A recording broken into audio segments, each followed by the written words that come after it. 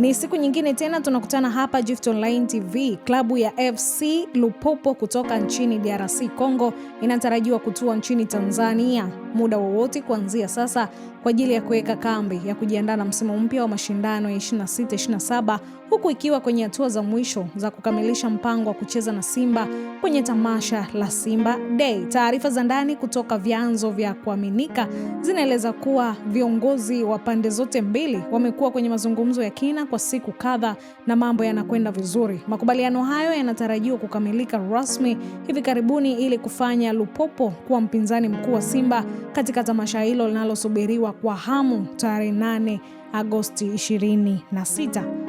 Kipimo sahihi cha kimataifa ni FC Lupopo ni moja ya klabu kongwe na zenye heshima kubwa DRC, ikiwa na historia ndefu katika ligi kuu ya nchi hiyo na uzoefu wa mara kwa mara kwenye mashindano ya shirikisho la mpira wa miguu Afrika CAF. Timu hiyo inajulikana kwa mchezo wa ushindani na soka la kasi, jambo linalotarajiwa kuongeza chachu na burudani ya aina yake kwa siku hiyo. Kwa upande wa Simba, benchi la ufundi na uongozi unaendelea na maandalizi ya kasi baada ya kufanya maboresho makubwa kwenye kikosi. Simba inatarajia mechi ngumu za kirafiki zinazowapa wachezaji wao almaarufu kama igizo jipya fursa ya kuanza kuzoea mfumo na kuonyesha uwezo wao kabla ya kuanza rasmi kwa msimu. Lakini FC bado ipo kwenye hesabu wakati mazungumzo na FC Lupopo ya kuelekea ukingoni. Taarifa kutoka nchini Kenya zinasema kuwa klabu ya Tusker FC nayo ilikuwa miongoni mwa timu zilizopewa nafasi ya kushiriki tamasha hilo. Hata hivyo,